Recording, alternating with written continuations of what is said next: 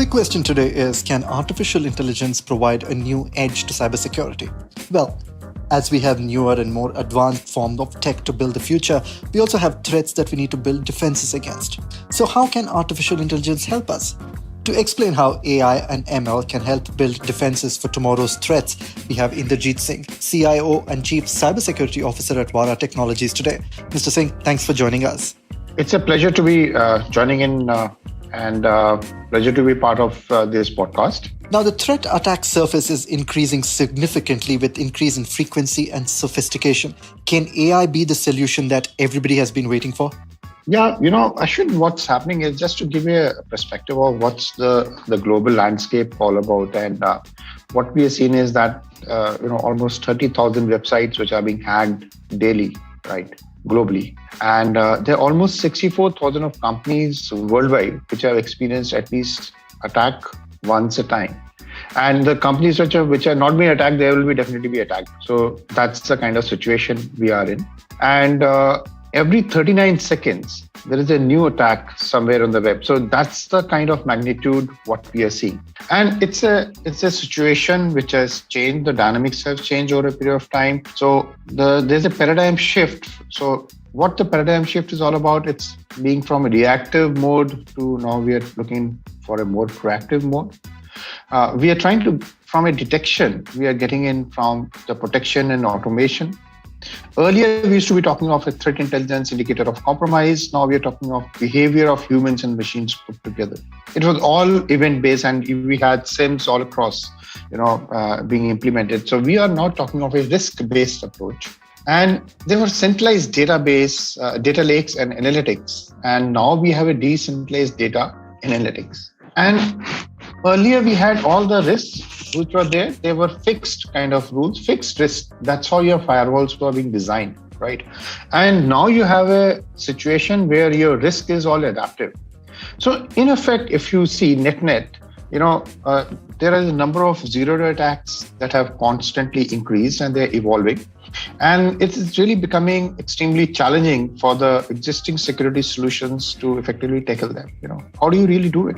The answer is AI. AI has the capability to properly, perceive the cyber threats, to identify the events and take a appropriate action. So what is happening is it's a AI against AI. And it's really a very interesting situation, what we are seeing today. Together with AI, ML, that has come together as a tool to predict the outcome-based, the past events, and what we are seeing is the attacks which are becoming more and more voluminous, sophisticated, very prudent, very specific. And there is a growing need to be proactive, the way I told you, and use a predictive modeling, right, to thwart these threats. And that is what the AI and ML does all about. So it really helps you, thwart these kind of attacks. And we are looking in how the AI is really going to play a major role in times to come. And the digital landscape is totally changing with the AI and ML coming into place. So keeping this in consideration and coming closer to home, let's talk about your peers, right? How prepared are Indian CISOs to experiment with new technologies such as artificial intelligence? All right. So, what we have a security landscape and earlier we used to just have a network security. We were very comfortable to it. We had an intranet and we had an internet, very specific, no problem. Everything was pretty fine. Now the information security guys have got a major problem. They have a network security, they have an endpoint security, they have an application security, data security, cloud security, web security, mobile security, IoT security, transaction security, messaging security. I'm just talking of the IT security part of it. And if I take this to the OT security, it's a similar kind of landscape. It's a big, a discussion point which always comes up, right? Now, having said so, managing these kind of security are pretty, complex, challenging for all the CISOs who are there in place. So what practically happens is that it's a complex network. Earlier, you had the silos. That was good about, you were able to overcome that. Now you have distributed architectures. You have the BYODs coming in. You have, the third-party vendors who are there in the network. How do you really manage that? And the situation has got complex that anytime whenever you have a malware which comes into your network, right? That malware is not just a piece of code which is there. It's a human being who's entering your network and doing the damage, right? And the window of opportunity to find an attack is only 10 minutes. If you're able to, find the attack within the first 10 minutes of it, hitting your network, you're able to do it. Else it goes 200 days plus. And because it's going to hide in the network and really, play around, take the control of your network and do whatever it wants. And that's how it's really happening. And this is where the CISOs have a major challenge to play, right? How to identify the cyber kill chain, the attack chain. They really need to hone their skills to understand that, right? And earlier time when they had the SIM, which was really one stop shop where they were being able to identify all the vulnerabilities, and the SOC was pretty good to handle these kind of challenges. It's becoming a big challenge. How do you really look into it? And that's how AI and ML would play a major role for them, right? And if they're able to identify the threats which are coming up, they will be looking into it, understanding it. And the other thing which we have to understand is that the modern day security posture, has been compromised, and already we find so many hackers inside the network, though you cannot identify even, your network has been compromised. So what kind of technologies you really require? And CISOs really need to, graduate to those technologies right now. Earlier time, firewall, IPS, IDS were, pretty good to handle any kind of attacks which were there. But over a period of time, when we talk about zero-day exploits, we talk about the ransomware, malwares, stolen credentials, man-in-the-middle activities, phishing, insider compromise, these are some of the methods which are being used to bypass the perimeter security. And it's firewall is more of a routing device. I will put it across in a blunt way. So what are required? What are the equipment which are required? What are the technologies which are required? They need to graduate. One technology which I personally feel is deception technology, which is, the state of the art. In fact, this is what it talks of the risks which are dynamic now, and it provides an efficient detection of the potential threats, right? And that attacks that come across a network or your data center, your cloud, your IoT devices, even your SCADA, and the point of sale. So anywhere. So that's the kind of technology set which you really need to graduate, right? And this is what I was trying to say when I said, you have the window of opportunities only 10 minutes. And the way the threats are so complex, the attacks are so complex, we have to have the zero trust, which has to be, put in place. And primarily trust no one. And also with the cloud being, coming up in a big way now. So we have to have the SASE, implementations, which we are seeing quite a bit. And most of the, CISOs are graduating to that kind of implementation. Primarily, it's a secure access service edge solutions which they need to implement. Then we are seeing, along with the DLP solutions, your EDR solutions, now we are talking of something called the XDR. X means everything is visible, right? So again, that is a kind of solutions which are quite innovative, looking into the future and working, towards safeguarding your network. And on top of it, when we talk about the SIM, we now talk of in the last year, which we have seen, a pretty good innovation which came up called SOAR, that's the Security Operation Automation and Response, because that's where the complete security threats which are there, can be identified, they can be, responded and remediated. So these are the kind of things which they need to work on, and these are all technology oriented. So it's a very pretty interesting space altogether, right, to see this thing moving. Now, this is a lot for a professional to grasp. Now, I'm trying to gauge the learning curve and feasibility here. Do cybersecurity professionals and CISOs need to retrain themselves for proficiency in AI and ML?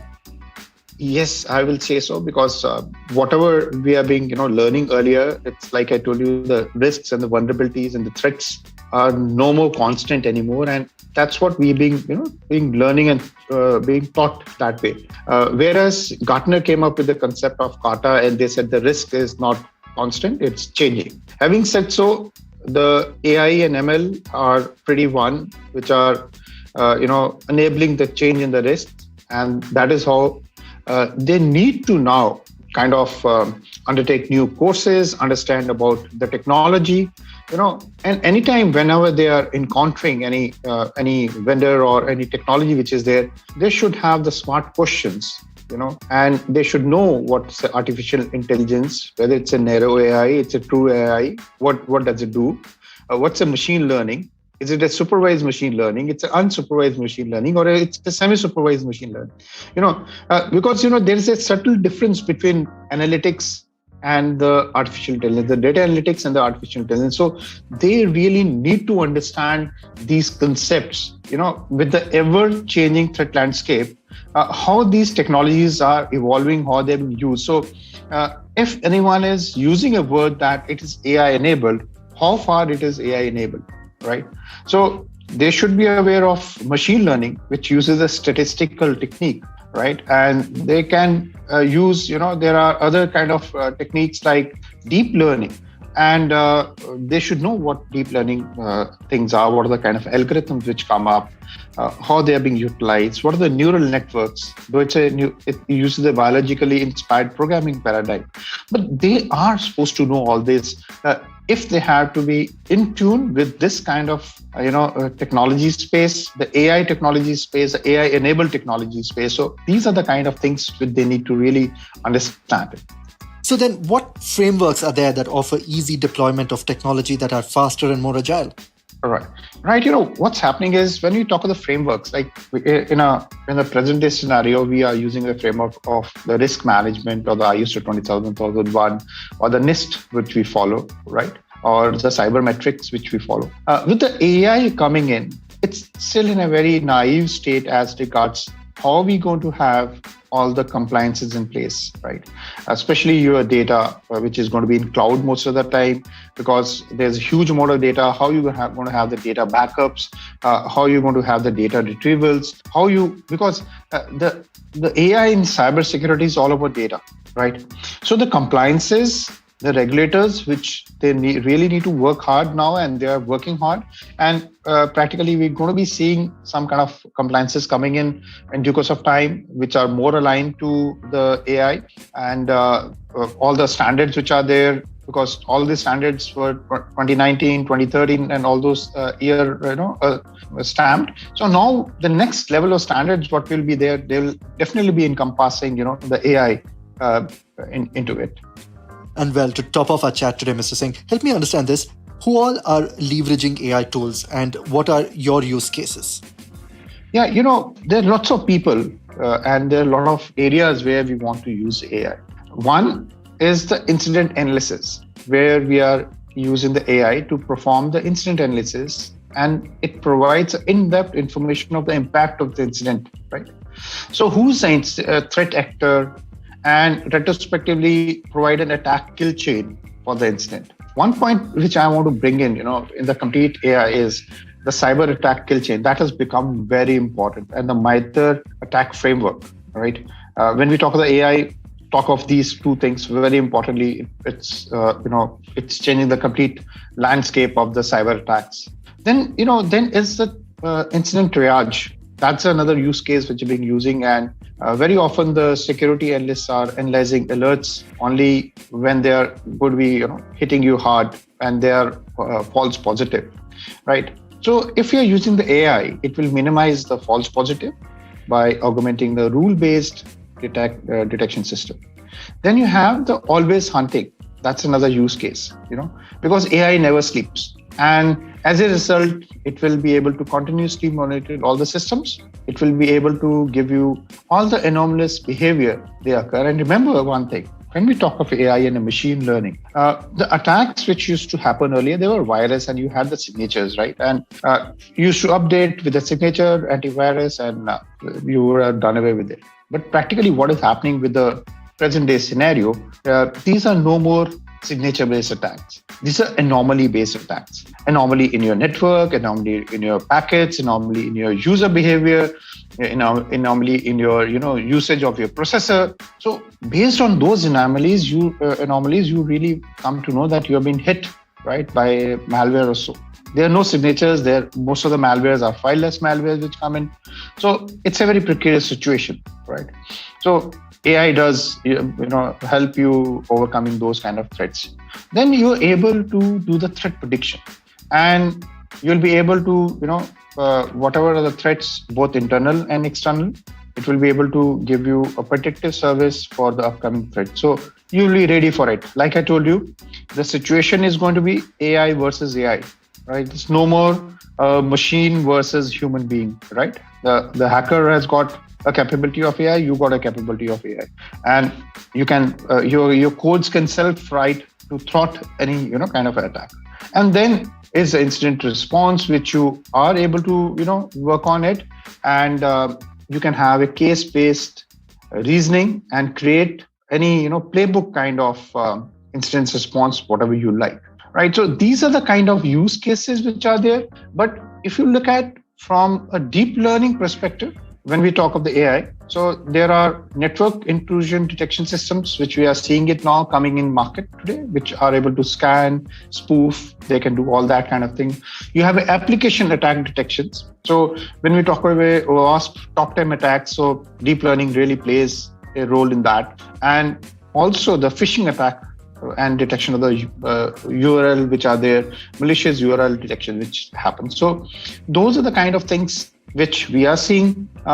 Then from a endpoint perspective, like I told you, the XDR, there you can have a malware detection and classification thing, ransomware detection, which is most talked about.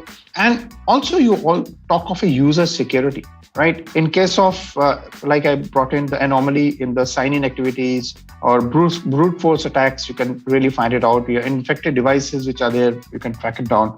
And also the UEBA, that's the user behavior analytics. So these are the kind of things which you're able to apply the AI very effectively in these places. Fantastic talking to you today. Thank you so much for joining us today and helping us understand how AI can power us in our cybersecurity approaches. Thanks again, Mr. Singh.